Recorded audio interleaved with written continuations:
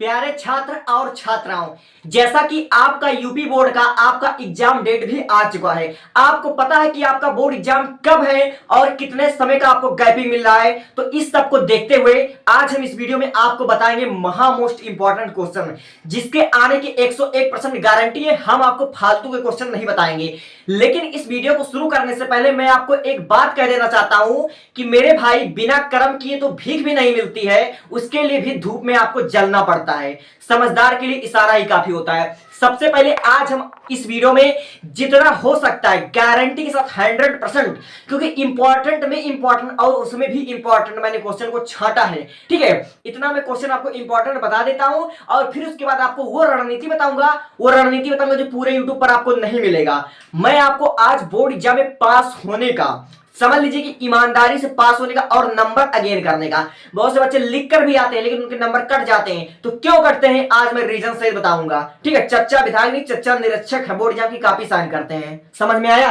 अब चलते हैं, देखिए very very important question, class 10th विज्ञान 2026, महा मोस्ट इंपॉर्टेंट क्वेश्चन। ठीक है, देखो सबसे पहले हम देखते हैं वन शॉट केमिस्ट्री का। केमिस्ट्री में आपको पहला वाला चैप्टर है, उसमें आपको संयोजन तथा वियोजन अपक्रिया पढ़ लेने हैं। संयोजन तथा वियोजन अपक्रिया विद एग्जांपल्स आपको प्रैक्टिस कर लेने, गारंटी के साथ आपका फंसेगा। और उष्माक्षेपी तथा उष्माशोषी अपक्रिया, इसका आपको समझ लीजिए एग्जांपल करना 100% आएगा। और रेडॉक्स और अपचयन तथा उपचयन, ये आपका मोस्ट इंपॉर्टेंट और 100% आएगा। और कैसे आएगा?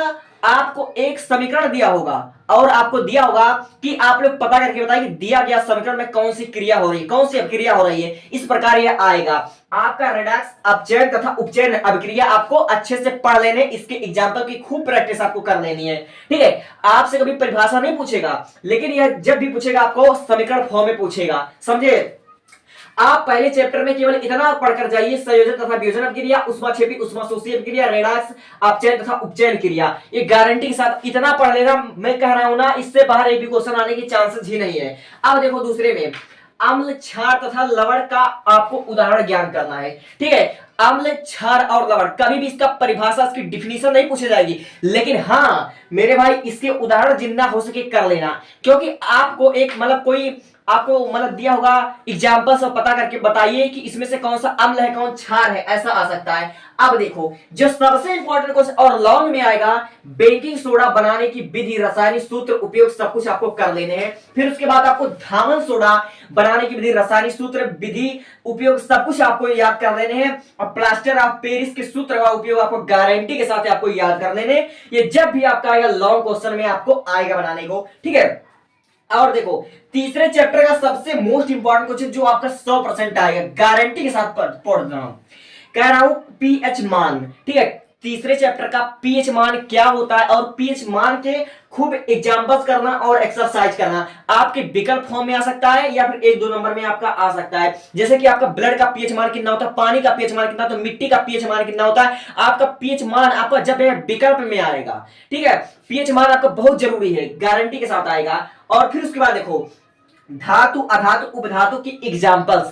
कभी भी आपको धातु अधातु के डिफिनीशन नहीं पूछेगा कि धातु किसे कहते हैं, धातु लिखिए, धातु के आपको एग्जांपल्स पूछेगा, गारंटी के साथ आपका रिपीटेड क्वेश्चन है। और फिर उसके बाद जो सबसे इंपॉर्टेंट क्वेश्चन है, जिसमें आपको कंफर्म है कि 4 नंबर या 5 नंबर मिलेगा गारंटी के साथ, वह आपका है आईयूपीएससी नेमिंग। ठीक है, ये आपका जब भी आएगा 5 नंबर आपका गारंटी के साथ आएगा। आईयूपीएससी नेमिंग की गारंटी के साथ 5 नंबर का या आपका 100% रखा है, और आप ले पाओगे या नहीं इसकी कोई गारंटी नहीं है। ठीक है, अगर आप इसको मन लगाकर एक बार पढ़ लेते हो तो आईपीएससी नेमन 10th में, 11th में, 12th में, आपके एंट्रेंस एग्जाम में, सीयूटी में, कई एग्जाम्स में आपका आईपीएससी नेमिंग हो जाता है। बहुत उपयोगी है आईपीएससी नेमिंग पढ़ना। आपका समझ लीजिए आपका डॉक्टर इंजीनियर बनाने तक का सपना हो जाएगा।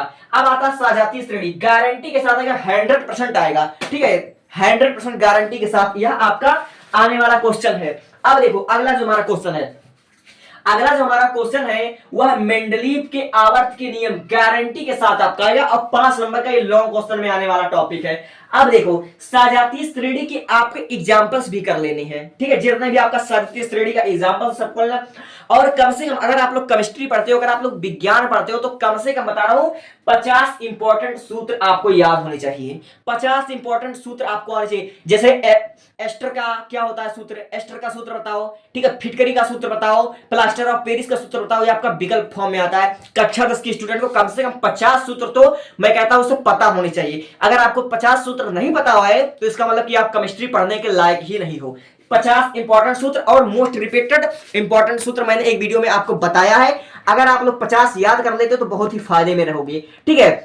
अब जरा एक नजर हम डालते हैं किस पर, बायोलॉजी पर। बायोलॉजी का तो मैं कन्फर्म है जो मैं बता रहा हूं गारंटी के साथ, इतना अच्छे से मैंने छाटा है, काश यही अगर टपक पड़ता तो बड़ा मजा आता, ठीक है, यही टपकेगा गारंटी के साथ। अब देखो जो हमारा 10 में बायोलॉजी में सबसे ज्यादा इंपॉर्टेंट है वह है उत्सर्जन तंत्र और नेफ्रॉन, यानी कि वृक्क की संरचना। वृक्क की संरचना नेफ्रॉन गारंटी के साथ आपका आएगा। उत्सर्जन तंत्र जब भी आपका आएगा 7 नंबर का आएगा, और नेफ्रॉन वृक्क की संरचना 4 नंबर का आपका गारंटी के साथ आएगा। अब देखो हृदय पर संक्षिप्त टिप्पणी, रक्त परिसंचरण तंत्र, हृदय का आपका एक डायग्राम 4 नंबर का कंफर्म है आएगा, और हृदय पर संक्षिप्त टिप्पणी आपका आ गया तो आप लोग 7 नंबर ले लोगे, ठीक है। अब देखो मनुष्य के दोहरे परिसंचरण तंत्र, रक्त परिसंचरण तंत्र, मनुष्य के दोहरे परिसंचरण तंत्र गारंटी के साथ आएगा। 2026 में तो कंफर्म है आएगा, 2025 में आया, 24 में आया, लेकिन बहुत ज्यादा इसके चांसेस है। और तंत्रिका तंत्र का आपका सचित्र वर्णन गारंटी के साथ 7 नंबर का या 4 नंबर का आपका टॉपिक फंसेगा, गारंटी के साथ फंसेगा, ठीक है।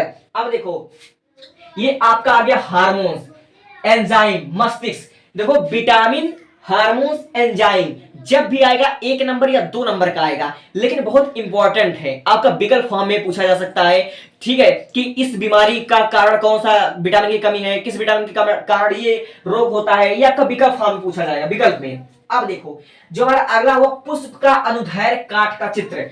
पुष्प की अनुदैर्घ्य काट का चित्र जब भी आएगा 4 नंबर का आपका नामांकित चित्र और आएगा गारंटी के साथ। अब देखो मानव नर जनन तंत्र, मानव मादा जनन तंत्र, सचित्र वर्णन जब भी आएगा 7 नंबर का गारंटी के साथ आएगा। इस बार मानव नर जनन तंत्र या मादा जनन तंत्र, और मादा जनन तंत्र आने के 99% चांस है कि मादा जनन तंत्र आपका आएगा गारंटी के साथ आएगा, ठीक है। अब देखो अगला क्वेश्चन, लिंग निर्धारण की प्रक्रिया जब भी आपका आता है, लिंग निर्धारण की प्रक्रिया या तो आपका लघु उत्तरीय में आएगा या फिर आपको दीर्घ उत्तरीय में आएगा, और आपका 7 नंबर कहीं नहीं जाने वाला। और मेंडल की आनुवंशिकता का नियम, इस पर एक संक्षिप्त टिप्पणी आपको लिखने को आ सकता है, ठीक है, गारंटी के साथ आएगा। और स्वपरागण पर परागण, देखो स्वपरागण पर परागण की आप लोग एग्जांपल से याद कर लेना कि जैसे किसमें कौन सा परागण होता है, ठीक है, परागण के एग्जांपल, स्वपरागण पर परागण में अंतर, ऐसा आप लोग कुछ पढ़ लेंगे तो आप लोग ज्यादा फायदे में रहेंगे, गारंटी के साथ आपका आएगा। अब देखो एक संकरण तथा द्वि संकरण का गारंटी के साथ फंसेगा, एक संकरण, 2 संकरण क्या होता है गारंटी के साथ आपका आएगा, ठीक है। अब फिर उसके बाद गर्भ निरोध पर संक्षिप्त टिप्पणी, गर्भ निरोध यानी कि कांडोम पर संक्षिप्त टिप्पणी आपको गारंटी के साथ किसी ना किसी मतलब पेपर में देखा जा सकता है। 7 सेट होता है, 7 सेटों में किसी ना किसी पर आपका कांडोम पर आएगा, गारंटी के साथ आएगा, समझे। तो आप लोग ये मैंने आपको बताया केमिस्ट्री और इसका बायोलॉजी का, सिर्फ आपको इतना क्वेश्चन तैयार करने हैं, ज्यादा आपको परेशान होने की गारंटी नहीं है। 10 में हो और ज्यादा प्रेशर अभी से मत लो, क्योंकि आगे जाकर आपको नीट की या जेईई की तैयारी करनी है, ठीक है। और इतना मैंने जो बताया है गारंटी के साथ 110% फंसेगा। अब देखो मैंने आपको क्या कहा कि बोर्ड एग्जाम में अगर आपको अच्छा परसेंटेज गेन करना है, रही बात इंपॉर्टेंट क्वेश्चन की, तो इंपॉर्टेंट क्वेश्चन हर कोई जानता है और तैयार कर लेता है, लेकिन फिर भी आप लोग लिख कर आते हो, फिर आपका नंबर कहां कट जाता है। तो 3 गलतियां आप लोग करते हो। सबसे पहला गलती यह है कि आप क्या करते हो कि वर्ड लिमिट का पालन नहीं करते हो। जैसे कि मैंने बहुत से बच्चों को देखा है, वे जाते हैं जब हिंदी का पेपर देने जाते हैं, तो हिंदी के पेपर की बात बता रहा हूं, सबको इंपॉर्टेंट टॉपिक पता होता है कि जयशंकर प्रसाद का जीवन परिचय पक्का आएगा, तुलसीदास का आएगा, ठीक है, तुलसीदास का, जयशंकर प्रसाद का, जिनका उनको कंफर्म रहता है उनका वो लोग क्या करते हैं खूब रट रट कर जाते हैं और गारंटी के साथ फंसा भी लेते हैं। जब वो जीवन परिचय रट करके उनकी सारी रचनाओं को रट करके जाते हैं तो जीवन परिचय आपका 4 या 5 नंबर में आता है। तो जीवन परिचय की जो वर्ड लिमिट होती है वो मात्र 80 वर्ड होती है, यानी कि 80 वर्ड आपको 1 से 1.5 पेज में आपको लिखना होता है। तो बच्चे उसको याद रहता है, इसीलिए भाव खाकर उसको 3 पेज में लिख देते हैं, 4 पेज में लिख देते हैं। बहुत से बच्चों को मिलेगा 3 पेज का जीवन परिचय लिखकर आते हैं।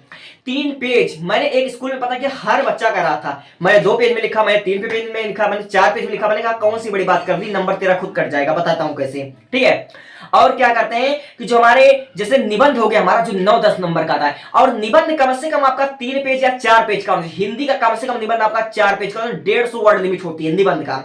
तो बहुत से बच्चे क्या करते हैं, जैसे उनको निबंध कंफर्म ही नहीं होता है, क्योंकि निबंध अगर मैं इंपॉर्टेंट बता दूं, फंसेगा, गारंटी है क्या? गारंटी इसकी नहीं होती है। ठीक है, तो जब निबंध याद नहीं होता तो बना ठना कर कितना लिख दोगे? 1 से 2 पेज का लिखते हैं, 1-2 का निबंध लिखते हैं। तो मैंने एक बच्चे से पूछा कि आपने क्या किया था, तो बोला कि 3-3.5 पेज में उसने जीवन परिचय लिख डाला और मात्र 2 या 2.5 पेज में उसने लिखा क्या? निबंध। सोचो, जो 10 नंबर का क्वेश्चन है, 10 नंबर का क्वेश्चन तो आप 2 पेज में लिखते हो, जो 5 नंबर का क्वेश्चन उसको आप 4 पेज में लिखते हो, तो नंबर आपकी कहां से आएंगे? आप वर्ड लिमिट का पालन नहीं करते हो।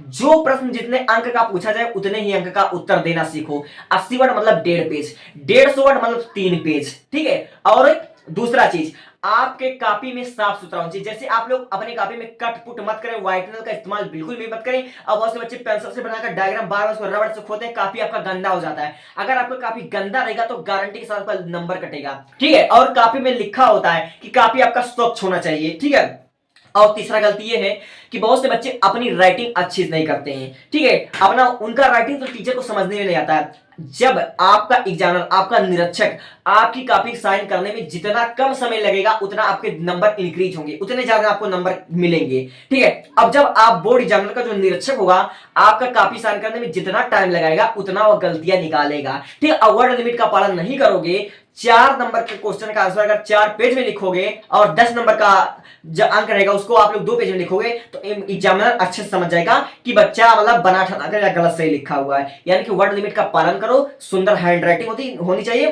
काफी स्वच्छ होनी चाहिए। ऐसा लिखो कि टीचर को समझ में आ जाए, स्वच्छ और सुंदर राइटिंग होनी चाहिए, और वर्ड लिमिट का पालन करो, यहीं पर आपका नंबर कटता है। Thank you, thanks for watching. Take a screenshot. And physics का मैंने अलग वीडियो बता दिया, और केमिस्ट्री के 50 इंपॉर्टेंट सूत्र मैंने एक वीडियो में बता रखा, उसका लिंक डिस्क्रिप्शन बॉक्स में, उसको जरूर देखते जाना। और इंग्लिश ग्रामर की संपूर्ण तैयारी, इंग्लिश ग्रामर में आपका जितना भी होता है, active and passive voice, translation, A to Z सब कुछ आपका मैंने करा रखा है। आप लोग प्लेलिस्ट चेक करिए, मेरा प्रोफाइल चेक करिए, आपको समझ में आ जाएगा। Thank you.